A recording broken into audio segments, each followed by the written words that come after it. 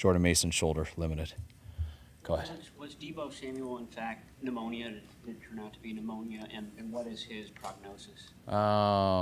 Pneumonia. He's out of the hospital. He got in here yesterday. Doing better than you'd expect with that stuff, and we'll see how he goes throughout the week. He's still got a chance to play on Sunday? Yes.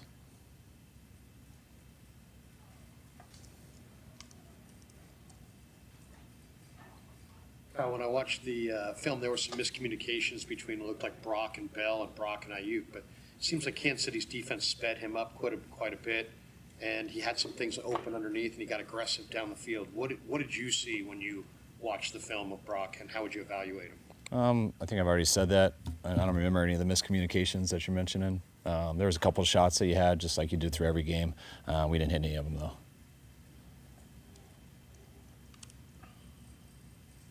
You had a number of rookies that have already played kind of prominent roles, and maybe more coming here with some of the injuries and stuff. What is your sense of just kind of the confidence level of that group as a whole, and maybe the way they push each other to kind of produce? I've really liked our rookie class. They've been strong since the beginning. The way they came to OTAs, I was real impressed with them through training camp. I am now. It was none of them really, with the thought of drafting him, didn't have starting roles. But we were excited how they practiced and everything. They knew they'd give us some depth, and now some are getting some opportunities because of injury, and I'm glad we have a good group there. I think they'll be ready for the challenge, and they seem like a tight group. When those other guys see a guy like Pooney who does step into a role pretty quickly, do you get the sense that those guys are like, hey, there is opportunity out here for me, even on a team that has a roster like this? Yeah, I do. With Pooney, I don't think he thought it the first week or so, or at least OTAs, and then you have two guys go down in the first 4 days of practice, and it happens fast. So that's a perfect example for everybody. You try to tell stories like that all the time to these guys. Don't ever think it's a redshirt year. There's no such thing in this league, and it's not just rookies. It's the same for practice squad guys. Usually it's one injury away, but sometimes it's two, but it's a matter of time. Some guys can get lucky and people stay healthy the whole time and they can really develop the right way, but usually in this league you rarely get that. How much room do you feel like there is to improve on maybe setting protections against the blitz?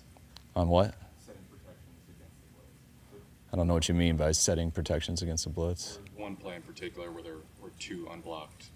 Oh yeah, when people blitz more than you have, you got to throw hot. In finding hot answers, do you feel like Brock did well or the offense has done well?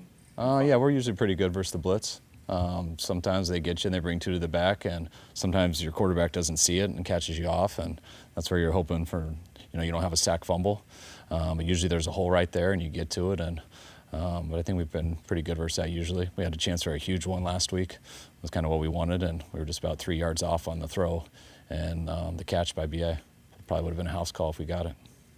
I know we've talked about special teams like every week for the last 6 or 7 weeks. So, what have you guys, going into this week, focused on improving? And it doesn't seem like there's one culprit each week. It's usually something different each time. Yeah, it's just continuing to work with all these guys. We've had to move a lot of guys around from our starting gunners at the beginning of the year and now starting on defense. We've had to change our PP, our wings. I think our right guard, we've changed about 4 times. So there's a bunch of movement on those guys. So you just keep developing them. You keep working with the individual drills. You can't do all stuff full speed, especially tackling and things like that. But, we're emphasizing everything and trying to get our group better. We've seen from the Cowboys on film, they're coming off a pretty big loss. Yeah, they're coming off a big loss, right after their bye week, and they're in a situation similar to ours. They want to win and need a win as bad as us. So I see it a very similar situation. How has the mood been in the locker room and meetings? Have people pretty much flushed Sunday? Yeah, I felt good today. Monday's always a rough day, but we spend a long time on Monday. We do that from early in the morning till really right when I'm done with you guys. After that press conference is the first time we move on, and then we see the players today. So they do their own thing on Tuesdays, and they came in today, and we've had good meetings. We just had a good walkthrough, and guys are ready for the week. Malik Mustafa led the team in tackles, except for that one time where he kind of went head-to-head with Patrick Mahomes, and he dealt with that in a kind of comical way on social media. What have you seen from him and his attitude throughout his rookies? Oh, he's been awesome. I thought he played a really good game. I thought he had one of the better games on our team. I thought he had some really good hits. He got in an unfortunate position on the goal line, but that's what I like about him. He's not going to sit there and take a creative angle, even if he's not in position to have his legs under him. He's going to just throw his body out there and do whatever he can. And unfortunately, you got to deal with social media these days, but I haven't had to deal with it, so I don't know how bad it is for him, but I thought he had one of his better games. Pearsall said afterwards that, hey, I'm ready to go again, but it could have been adrenaline talking after he played way more than he thought. Have you talked to him? What's his bounce back been like after playing as much as he did? Well, I mean, he was healthy going into the week, so, it was just getting him back into stuff. And, I mean, the more he plays, the better he's going to get. So, I mean, he got that. You could see throughout the week in practice, and then it's only going to help him going forward, getting more reps in the game than anticipated with the guys going down. So I expect him to get more comfortable each week. Kyle, on the hits that Malik's delivering, can you hear a difference on the sideline? They look vicious from up top. Yeah, you can hear it. You can see it. I mean, he's one of those guys that we call a sprint tackle. He doesn't really, you have a long stride to eat up the grass and a short stride to kind of hit guys, and he's just long stride. He kind of goes right through them, and there's one speed, and that's the best way to tackle guys, as long as you don't miss.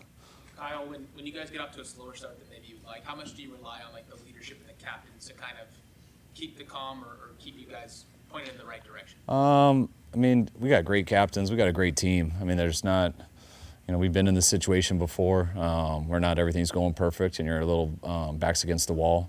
But our group, our culture, I mean, it's never really been an issue. I've never had to make a big deal about stuff. And anytime that there is, I'll call guys in and address it. But our team's we know each other pretty well. I think they know me pretty well. And we got a group, a bunch of good people that don't blame each other and know what you got to do after stuff like this. There's only one thing. You can sit and talk and evaluate all this stuff, or you can get to work and find a way to be better the next week. Kyle, right now, special teams is ranked 31st overall in the league. I know numbers don't always tell the whole story. What's your take on the state of special teams right now? It's similar to what everyone's been saying, similar to the numbers. We've been struggling with it. We got especially in the punt return and in the punt and the kickoff. Guys have gotten too big of returns on us. I know we gave up some blocks early in the year, which you got to get that corrected with certain techniques and everything. But we got to get a lot better at it. I mean, it's pretty obvious to everybody. It's obvious to us. It's been that way for a few weeks, and I can't give you guys one narrative on it because there's not one narrative. It's about working with everyone, holding people accountable, and coaching them up the best we can to get them better. His numbers are down this year compared to last year. Is that just a function of the injuries around him, or are there things he needs to improve on?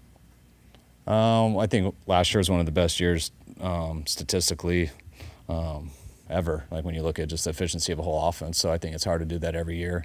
I think when you're missing the NFL MVP, that doesn't help. Missing some receivers doesn't help them, but I think Brock's having a hell of a year statistically also. You guys are struggling to run it in the low red zone. Is it more on the backs, you think, more on the line? What is the film showing there? It's everybody. It takes 11 guys to run the ball, and coaches work on that too. So it's all of us. It gets harder as you get down there. When you don't run it in on first and second down, it puts a lot more pressure on the pass game. When you do better on the pass game, you get better run looks. So it's all tied together. You're not opening the practice window for Christian, so is there a timetable here kind of over the bye week to reevaluate that? Yes. Yeah, it's not this week, so hopefully it'll be next week. With Ricky Pearsall, he seems to be kind of a unique skill set guy. Do you put in stuff specifically for him, or is he just, or as part of your offense, do you just kind of plug him in to spots? I mean, I think he's wired to run every route as a receiver. Like most. I mean, I think Debo's the one who's more unique just in terms of using him as a running back and things like that. But Ricky is a plug and play with all routes. It's not like he has a small route tree and only can do certain things, so he can run the whole tree. Is he proficient at all the three spots? I mean, he hasn't practiced a lot. I mean, he knows how to do it on paper and stuff, but just like everyone, you need a lot more reps to be able to do all three spots. But he did a good job adjusting in the game. He went in the game only playing one spot, and a couple injuries happened, just like always, so you got to be prepared for next man up, and he didn't have any busts at the new position, so that's what you always do. I mean, you only get 5 up on game day, sometimes 4. We try to get 6 if we can roster-wise if we have some injuries, but I mean that's how wideouts are. You got specific spots for guys, but someone goes down and you got to roll everyone to other spots. I've got another special teams question, but on Hardman's long return, I noticed he caught it closer to your guys' sideline. There are like 8 guys on that side of the field, Hunter, and then like 2 guys. Was that overloaded to that side of the field, or is that how it's supposed to be? No, it's because that's where their offensive guys were, and that's where their return was. They were going that way, and so there was nothing there, so he just went on his own the other way. And when he goes on his own the other way, and the whole offense and defense of special teams is on the left, we could have our 2 unblocked guys on the right. turn it back in, and they both slipped, so they weren't able to do that. Any indication whether Kittle's foot sprain could be something that could keep him out? I hope not. They can't go today. Thank you. All right. Thanks, guys.